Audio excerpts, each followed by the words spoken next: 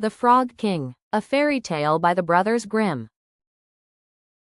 In olden times, when wishing still helped, there lived a king whose daughters were all beautiful, but the youngest was so beautiful that even the sun itself, which had seen so much, was astonished whenever it shone upon her face. Near the king's castle lay a great dark forest, and in the forest, beneath an old linden tree, was a well.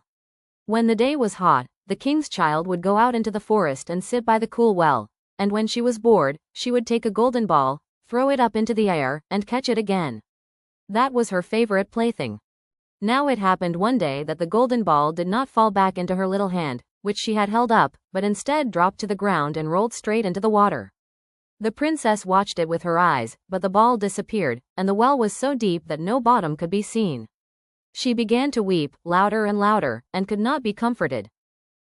As she lamented, someone called to her, "What is the matter, princess? You are crying so that even a stone would pity you." She looked around to see where the voice came from, and there she saw a frog, stretching his thick, ugly head out of the water. "Oh, it's you, old water splasher," she said. "I am crying over my golden ball, which has fallen down into the well." "Be still and do not weep," answered the frog. "I can help you, but what will you give me if I bring your plaything back up again?" "Whatever you want, dear frog," she said. "My clothes, my pearls and jewels, even the golden crown I wear." The frog replied, "Your clothes, your pearls and jewels, and your golden crown I do not want. But if you will love me, and let me be your companion and playmate, sit beside you at your little table, eat from your golden plate, drink from your cup, and sleep in your little bed, if you promise me that, then I will go down and bring your golden ball back up." "Oh yes," she said, "I promise you everything you want, if only you will bring me back my ball." But she thought, "What nonsense the silly frog talks.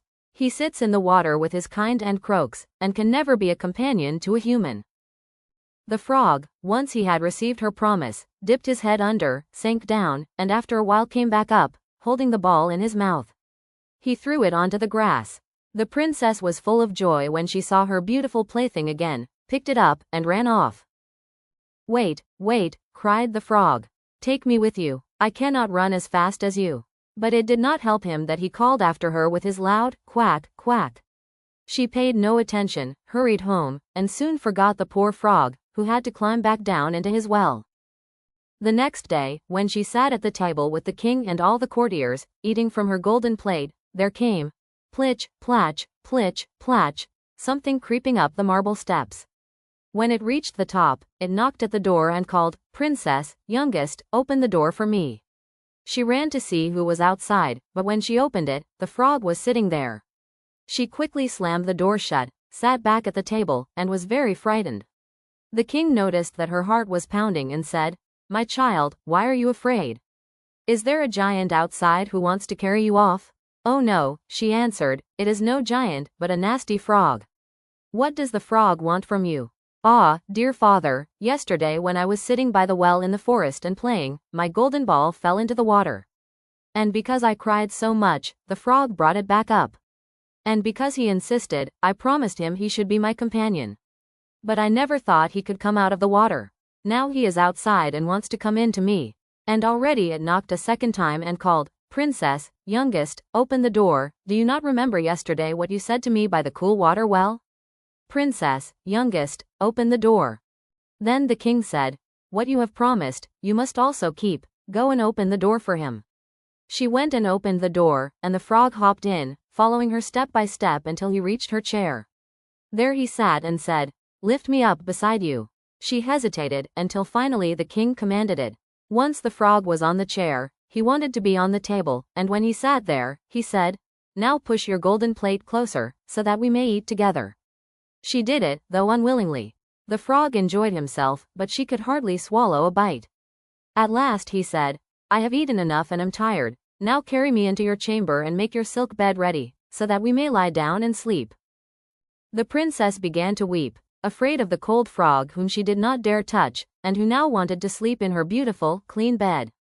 But the king grew angry and said, "He who helped you when you were in trouble, you must not afterwards despise." So she picked him up with 2 fingers, carried him upstairs, and set him in a corner. But when she lay in bed, he crept up and said, "I am tired, I want to sleep as well as you. Lift me up, or I will tell your father." Then she became very angry, seized him, and threw him with all her might against the wall.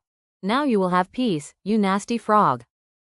But when he fell down, he was no frog, but a prince with beautiful, friendly eyes. By her father's will, he was now her dear companion and husband. He told her that he had been bewitched by a wicked witch, and that no one could have freed him from the well but she alone. The next day they would go together to his kingdom. Then they fell asleep. And in the morning, when the sun woke them, a carriage drove up, drawn by 8 white horses with white ostrich feathers on their heads and golden chains.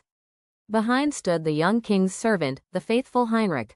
The faithful Heinrich had been so saddened when his master was turned into a frog that he had laid 3 iron bands around his heart, so that it would not burst with grief and sorrow. The carriage was to take the young king to his realm.